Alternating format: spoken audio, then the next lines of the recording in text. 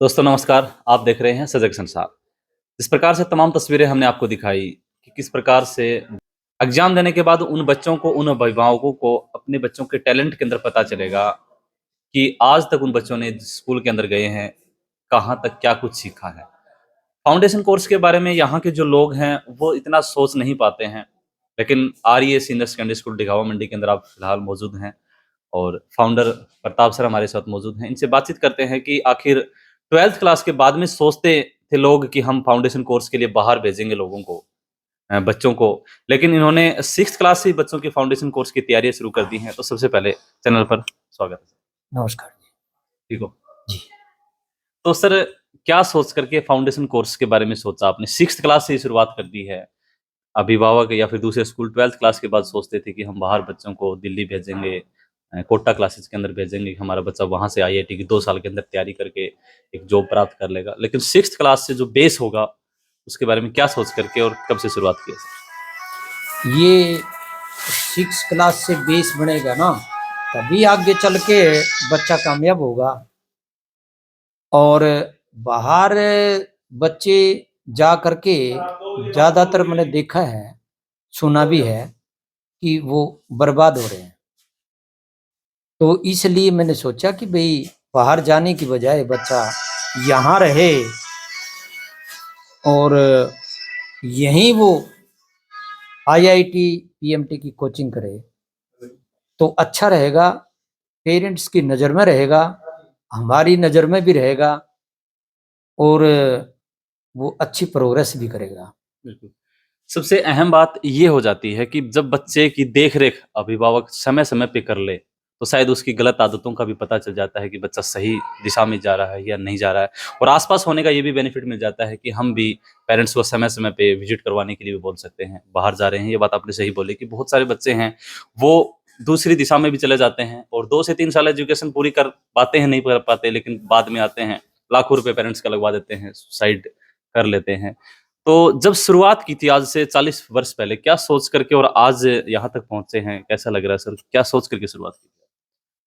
बस इस इलाके को ऊपर उठाना था, बच्चों को अच्छी शिक्षा देनी थी, अच्छा संस्कार देने थे और फिर इस मंजिल तक पहुंचाना मेरा एक सपना था और वो आज साकार होने को जा रहा है। आईआईटी और पीएमटी की अलग कोचिंग हम अलग बिल्डिंग बना रहे हैं और 1 अप्रैल को उसकी ओपनिंग हो जाएगी। उनके अलग हॉस्टल होंगे, लड़कियों के अलग, लड़कों के अलग, क्लासेज भी अलग-अलग लगेंगी। सारा सिस्टम अलग-अलग होगा। पेरेंट्स कभी भी आए, कभी भी देखे, कोई तकलीफ नहीं होगी किसी भी प्रकार की। अच्छा उनको खाना मिलेगा, रहने के लिए सभी सुविधाएँ उसमें होंगी, मॉडर्न टाइप से।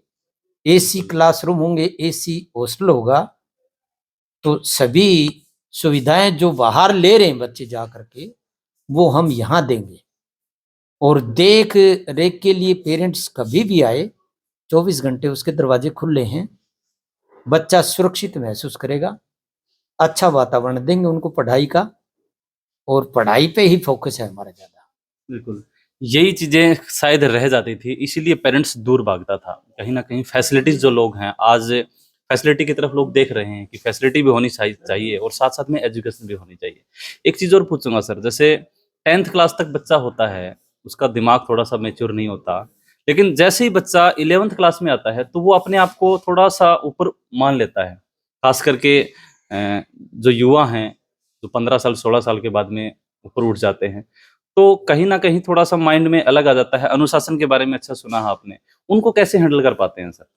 क्योंकि बच्चे 11th क्लास के बाद थोड़े से सर उनको बड़े प्यार से समझाता हूँ कि आपको मोबाइल से दूर रहना है, मोबाइल के क्या नुकसान हैं, क्या फ़ायदे हैं, मोबाइल को लेकर के आप सेल्फ स्टडी कर रहे हैं या क्लासरूम में जो स्टडी कर रहे हो, उसमें कितना अंतर है। जब बच्चे को ये समझ में आ जाएगा, फिर वो पढ़ाई की तरफ अपना आप ही बढ़ जाएगा। मेरे बच्चे मोबाइल की तरफ भागते ही नहीं, उनके ऐसा दिमाग में बिठा देता हूँ कि वो मोबाइल को देखेंगे नहीं, घर जाएंगे तो भी मोबाइल को नहीं लेंगे।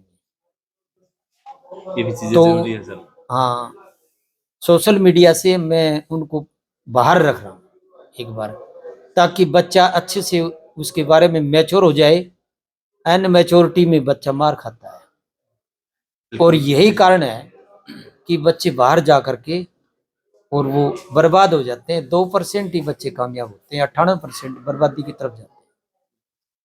एक चीज़ और पूछूंगा, एजुकेशन के साथ साथ में बच्चों को सांस्कृतिक चीज़ों के साथ में भी जोड़ना, खेल के साथ में भी जोड़ना, जो बच्चे का शारीरिक विकास के साथ साथ मानसिक विकास, शारीरिक विकास जो है वो होना बहुत ज़रूरी है। स्कूल के अंदर शिक्षा के साथ साथ में अदर एक्टिविटी में आपका क्या सोचते हैं कि भी वो एक्टिविटी होनी चाहिए, समय समय पे होती रहती है? हाँ, वो समय समय पे होती रहती हैं। जैसे कोई फेस्टिवल होता है या कोई शहीदी दिवस आते हैं, तो उस पे हम ऐसे सांस्कृतिक प्रोग्राम बच्चों से करवाते हैं और शिक्षा भी देते हैं। और मेरा जितना भी सांस्कृतिक प्रोग्राम होता है वो सारा देशभक्ति से और संस्कारों से जुड़ा हुआ होता है। मॉडर्न जमाने के गाने मेरे पास नहीं होते हैं। बिल्कुल। सबसे चीज़ें यहाँ हो जाती हैं, कई बच्चे जो हैं वो दूसरे स्कूलों में ना बजाएँ तो नाराज़ हो जाते हैं, और जो वहाँ के प्रिंसिपल हैं वो बच्चे को खुश करने के लिए वो सॉन्ग बजा भी देते हैं। लेकिन अगर आप अपने बच्चे को आर्य सीनियर सेकेंडरी स्कूल के अंदर भेजना चाहते हैं, तो संस्कार तो साथ-साथ में होंगे ही, लेकिन बच्चे की सोच जो है वो दूसरी तरफ अग्रसर नहीं होने देंगे। क्योंकि प्रताप सर का जब हम पढ़ा करते थे, डिसिप्लिन मामले के अंदर स्ट्रिक्टनेस है, डिसिप्लिन अच्छा होना चाहिए, अनुशासन में ढिलाई नहीं होगी। कहीं न कहीं अगर बच्चे का एग्ज़ाम्स के अंदर कम मार्क्स आए हैं तो शायद बर्दाश्त किया जा सकता है, लेकिन अनुशासन के अंदर अगर आप नहीं हैं तो शायद बर्दाश्त नहीं होगा। हाँ, ऐसा है। एग्जाम में कोई बात नहीं, बच्चा फेल हो गया, दूसरी बार पास हो जाएगा। एक एग्जाम नहीं तो तीसरा एग्जाम पास कर देगा, ऐसा कुछ नहीं है। बाकी अनुशासन, जिस बच्चे में अनुशासन है वो जिंदगी में कामयाब है। कोई जरूरी नहीं कि नौकरी मिले तो ही, एक अच्छा इंसान होना भी बहुत जरूरी है। एक अच्छा इंसान होगा तो उसकी कामयाबी है। बाकी तो देखो, मैं तो इन चीज़ों के खिलाफ हूँ जो ये आज मॉडर्न ज़माने में इस तरह से हो रहा है। मेरी धारणा नहीं है। एनसीसी भी है सर? हाँ हाँ, एनसीसी भी है और एनसीसी भी करते हैं बच्चे, और खूब खींच के रखता हूँ ताकि वो देश के एक अच्छे सिपाही बन सके। बहुत बहुत धन्यवाद। Thank you sir. तो ये थे हमारे साथ है आर्य सीनियर सेकेंडरी स्कूल के फाउंडर प्रताप सर, जिन्होंने बताया कि किस प्रकार से शुरुआत की थी और आज जो शुरुआत है वो आज किस मुकाम पर पहुंच चुकी है, और ये मुकाम आने वाले समय के अंदर भी बहुत आगे तक जाएगा। एक प्रश्न लास्ट में ये पूछना चाहूँगा सर, कई पेरेंट्स हैं वो वीडियो देख रहे हैं, खास करके स्कूलों के लिए, क्योंकि आज लगातार लॉकडाउन से बात करूं या पिछले 2-4-5 साल से फीस के मामले में थोड़ा सा स्ट्रिक्टनेस हर स्कूल है, बच्चे को थोड़ा सा बीच टाइम के अंदर प्रॉब्लम में डाल देते हैं, निकाल भी देते हैं। तो जो अभिभावक हैं आर्थिक से मजबूत नहीं, उनके लिए कुछ आपकी तरफ से? देखो, ये बात सही है कि फीस के बगैर तो स्कूल चलता नहीं है, फीस तो लेनी होती है।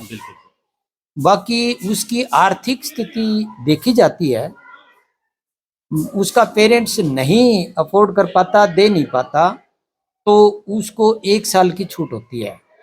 1 साल पढ़ा लो, अगली साल माफी मांग लेते हैं। भाई इतनी फुर्सत हमारी भी नहीं है कि आपके 12 साल तक फ्री पढ़ा दें।